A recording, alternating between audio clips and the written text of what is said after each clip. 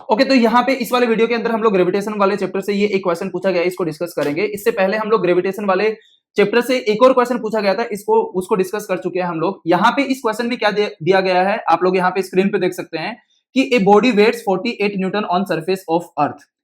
अर्थ की सरफेस पे एक बॉडी है, उसका वेट कितना मिलता है हमें? 48 न्यूटन मिलता है। अगर उस बॉडी को हम लोग यहाँ पे जो अर्थ की रेडियस है उसका 1/3 हाइट पे सरफेस से ले जाएं तो उसका वेट कितना होगा, ये हमें यहाँ पे फाइंड आउट करना है। तो बहुत ही एक इंटरेस्टिंग क्वेश्चन है, इस क्वेश्चन को हम लोग समझते हैं। सबसे पहले ये देखते हैं कि जो जी का वेरिएशन है वो किस तरीके से होता है, अर्थ का ग्रेविटेशनल फील्ड जो है। अब देखो हमने ये वाला क्वेश्चन पढ़ा, अब इस क्वेश्चन को समझते हैं कि किस तरीके से अप्रोच करना। तो मैंने यहाँ पे क्या किया, अर्थ का डायग्राम बना लिया एंड रेडियस क्या हो गई, यहाँ पे आर हो गई इसकी रेडियस। एंड यहां से अर्थ की सरफेस से h is equal to r/3 height पे मुझे यहाँ पे बॉडी का वेट बताना है। तो सबसे पहले देखो हमें बॉडी का वेट बताना है। तो देखो जब बॉडी को हम लोग सरफेस से यहां से इस वाली हाइट पे लेके जाएंगे तो यहाँ पे बॉडी का जो मास है ना वो मास सेम रहेगा। तो सबसे पहले तो हम लोग यहाँ पे मास ऑफ बॉडी जो है उसको मान लेते हैं कितना, m। हमने बॉडी का मास कितना मान लिया, यहाँ पे m मान लिया, ठीक है। अब देखो m सेम रहेगा, लेकिन वेट की जब हम लोग बात करते हैं तो वेट में आता है m इंटू जी, एंड जी होता है उस पॉइंट का ग्रेविटेशनल एक्सेलरेशन। तो यहां पे मान लेते हैं कि सरफेस के अर्थ के ऊपर यहां पे ग्रेविटेशनल एक्सेलरेशन कितना है g, एंड यहां पे ग्रेविटेशनल एक्सेलरेशन कितना है g डेस। यहां पे बॉडी का वेट जो है वो W1 है एंड यहां पे बॉडी का वेट कितना है W2। एंड यहाँ पे क्वेश्चन के अंदर हमें W1 जो है वो 48 न्यूटन दिया गया है एंड हमें यहाँ पे क्या निकालना है, W2 निकालना है। तो जैसे मैंने बताया यहाँ पे मास जो है वो सेम रहेगा। तो बेसिकली हमें यहाँ पे जी तो पता है, लेकिन हमें ये जी डेस निकालना है in terms of this ji.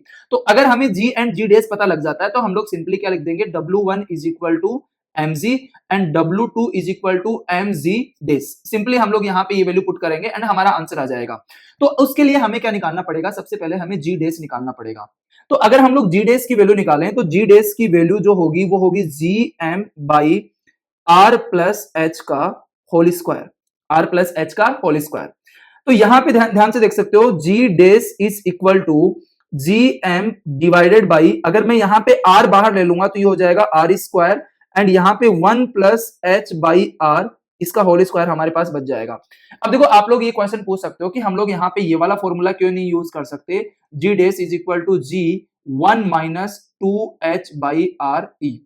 Okay, R E यहाँ पे क्या है, रेडियस ऑफ अर्थ, एंड इसको हम लोग केवल क्या लिख रहे हैं, आर लिख रहे हैं यहाँ पे, ठीक है। अब देखो ये वाला फॉर्मूला हम लोग यूज नहीं कर सकते। अगर आपको पता हो तो ये वाला फॉर्मूला हम लोग तब यूज करते हैं जब जो बॉडी जो होती है वो अर्थ की सरफेस के बहुत पास में होती है, मतलब अर्थ की रेडियस के कंपैरिजन में जो हाइट है ना वो बहुत कम होती है, उस केस में ये वाला हम लोग फॉर्मूला यूज करते हैं। एंड इसके अंदर हम लोग बाइनोमियल अप्रोक्सीमेशन यूज करते हैं। तो अप्रोक्सीमेशन के बाद में ये वाला फॉर्मूला हमें मिलता है, लेकिन यहाँ पे हम लोग कोई भी अप्रोक्सीमेशन यूज नहीं कर सकते। ये वाला फॉर्मूला आप किसी भी हाइट के लिए यूज कर सकते हो। अब देखो क्वेश्चन के अंदर हमें h की वैल्यू कितनी दी गई है, यहाँ पे क्वेश्चन के अंदर h दिया गया है r/3 एंड gm की वैल्यू हम लोग क्या लिख सकते हैं, g r स्क्वायर, ये आप लोगों को पता होगा। तो उसके बाद में हम लोग सिंपली क्या लिखेंगे, g dash is equal to g R square divided by R square, and यहां पे क्या लिख देंगे 1 प्लस एच बाई, एच की वैल्यू यहां पे कितनी दी गई है, r/3 इंटू आर, एंड इसका क्या आ जाएगा, होल स्क्वायर। तो यहां पे आर स्क्वायर ये कैंसिल हो जाएगा, तो हमारे पास में ये आर यहां पे कैंसिल हो जाएगा, ये आर यहां पे कैंसिल हो जाएगा। तो हमारे पास में सिंपली क्या आएगा, यहाँ पे G dash is equal to G divided by, यहां पे आ जाएगा 4/3 का होल स्क्वायर। तो simply G dash is equal to 9g/16, ये हमारी जी डेस की वैल्यू आ जाएगी यहाँ पे। ओके, अब देखो ये हमारी यहाँ पे जी की वैल्यू आ गई। इसके बाद में हमें अगर वेट निकालना है तो वेट क्या होता है, वेट सिंपली होता है, जैसे मान लो जैसे हमने पहले बात करी है कि यहाँ का वेट कितना है, W2 है, एंड यहाँ का वेट कितना है on the surface of earth, weight कितना है, W1 है। तो W2 इज इक्वल टू हो जाएगा mg days, okay, and W1 कितना है, mg। एंड जैसे हमने पहले बात करी है m क्या है, यहाँ पे हमने वो जो बॉडी है उसका मास हमने बॉडी का कितना मान लिया, m मान लिया। तो यहाँ पे इन दोनों को डिवाइड करेंगे तो कितना आ जाएगा, W2 divided by W1 is equal to mg dash divided by mg। तो यहाँ पे m से m कैंसिल हो जाएगा, तो simply g dash divided by g, and W2 हमें निकालना है, that is equal to g dash divided by g into W1। तो यहाँ पे g डेस की वैल्यू कितनी है, 9g divided by 16 into g, and W1 कितना है, 48।